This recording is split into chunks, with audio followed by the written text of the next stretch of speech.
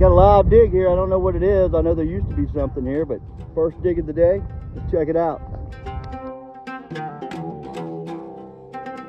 Two separate, it seems like two separate signals. One there and one here. What we're going to do is going to check this one. Seems to be in a dirt clod. Let's see. That ain't it. Uh-oh, there it is. I don't know. Piece of brass. I'm just now getting on some signals. I hear a little bit of iron, saw some brick in the dirt.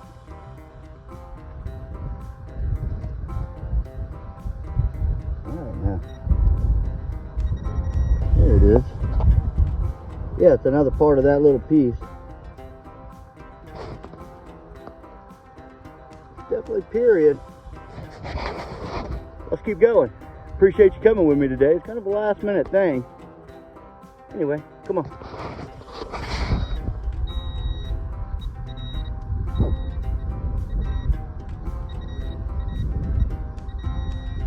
Where you at? There it is. Another piece of that. I don't know what that is. I'm real close to it. A band of some sort. Might be a barrel band. I don't know.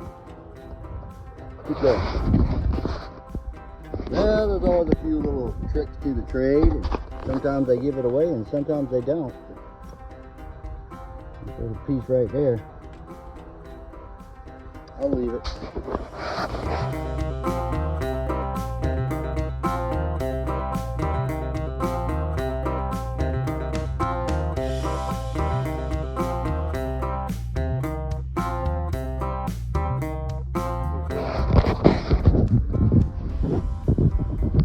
Oh man.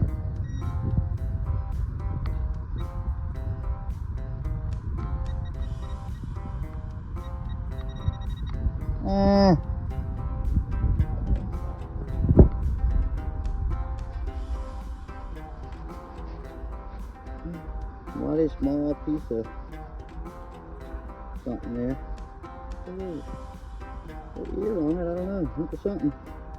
Very small, a lot of small signals through here, so I'm kind of peeling with my coil. Yeah, pretty tough, but what you gonna do, right? You never know. Real dry conditions, I know that. And you know, really and truly, they scraped probably the top 8 off of it, so this stuff in the bottom is like the early stuff. At least I can tell by the polish. A little bit to center.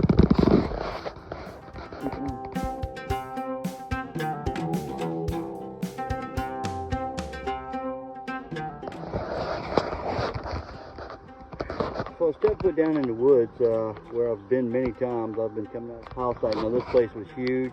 It actually had a little town right up the way named for the area. And this is a centralized area of that family. And you can see some remnants. We had some archaeologists in here.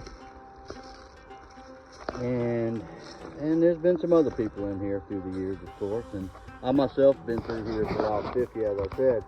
Mess around, but this is one of their little butterfly ponds that is right at the back porch. You basically just had aesthetics, you know. You looked out and had some pretty. I respect it. I don't dig it, but I do like to look at it and take pictures. I think it's a great reminder of the past and how far we've come. The world could use that. Let's get back to that. What's the funny thing about these little ponds? They were usually the first area on these plantations to be dug simply because of a water source.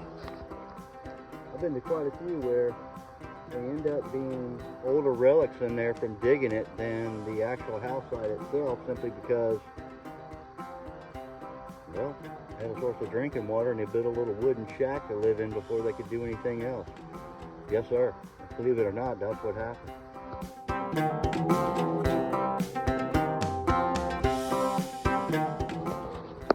Little scattered bricks could be every well by date. Part of the old well wall that may have stood up in here somewhere. I don't know. Like I said, deepest part's over there. I bet you all that dirt got spread up over there for a house pad. Looks like they do today. Check this out. old tree iron. Kind of old double pipe in maybe with some outlets. Another bottom of a kettle maybe, or a pot. Follow me everywhere I go. There's another one over there. The most interesting thing I know about these areas like this is it's so peaceful. I never feel any kind of evilness or turmoil on these places.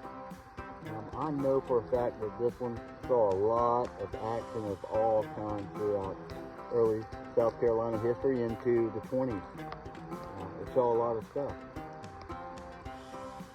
But I've never felt anything but peace in here. There's a lot of work that went into these places for thousands of acres. It took over 100 years, it took a couple hundred years on a lot of these. Most people didn't last 100 years. Their families didn't stay there 100 years. But this one is one that they exceeded that in. So, very peaceful place. I actually found the old field book and the original site sketch from September of '97. Lord have mercy. That was a while ago. But anyway, yeah. Cool place. I find it interesting, these pieces on these bricks. Got a wire it was on when it was baking. The pipe I see, it could easily have been a tank for water storage, because there's all kinds of kettle pieces in here, and the more I look at it, I believe right over there there's a well, because there's a path goes right up to where that old house would have been. And the brick remnants are everywhere, but the iron really makes me believe that. Standing all over brick remnants. Again, little pieces of those bricks were made, or lines. And the bricks are halvesies, which means they were used, possibly, to make circles like a radius. They broke those bricks. Tried to make angles on them, make it look good. Interesting. Figured I'd go for a walk. Mighty windy out here. This is what it'll soon be, all the way up to this buffer. Right on the outside of it. Did dig one thing here, and over here.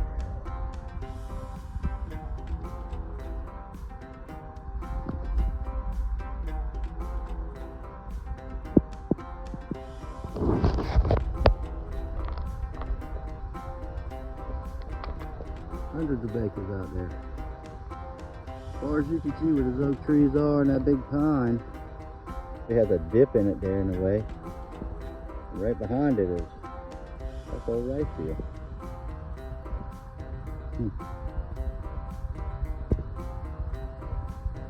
So, still got more places to look. A little bit of history about the area. It's found by the French Huguenots here in the low country of South Carolina. Middle of nowhere. Really, the rivers are far away, but there's a lot of swamp. Lowland everywhere. Perfect for rice. One man developed a certain area. He sold it to the English when they arrived, and they developed it into a very large-scale plantation, which handled more than just rice. It was lumber and staples and just all kinds of things. So this is one little section where there were some people living, probably enslaved. And a little bit of relics here and there, but nevertheless a beautiful place. So peaceful and nice. A lot of history in here. I found virtually 300 years worth of United States history in this one tract. So here's today's little finds I found on my adventure, and it was worth the trip. I mean, lots of signals, a lot of iron, and the little tidbits here and there, and so that's what I just concentrated on and picked through. Did manage to take a walkabout and go by the old plantation area and kind of notice some things that I haven't seen in a while, and of course seeing those old relics on that tree. I know a guy from a long time ago. But check this out. So today we got this little pipe bowl piece, pipe stem. Beautiful piece of salt glazed pottery. And look at the minerals in that thing. 1800s, no problem. We've got, I don't know if that's window adornment or treatment. I'm not sure. Looks like maybe some shiny brass there. We got this one little piece of band. I don't know what it went to, but obviously there's a little band of something, a little rivet there. We got some flattened lead. We got some foul shot in here. A couple of them, like this one's got the little nip on it still, so I know it was probably poured, and I'll call it foul shot.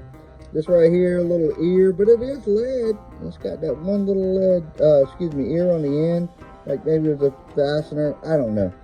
One, what I'll say is an underwear button. I could be wrong about that. I haven't cleaned it yet, but it sure reminds me of one of those. And some miscellaneous pieces of scrap brass. But overall, I had a good time going out there and reminiscing. It was really neat. The place is still just as beautiful in its own way. A shame that it's being developed, but it is. There's nothing we can do about that. It was old family land back in the 1800s. It was sold in the 30s and 40s to the timber plantation people. But thanks for coming with me. And you know, it's not about what you find; it's the adventure you're involved in.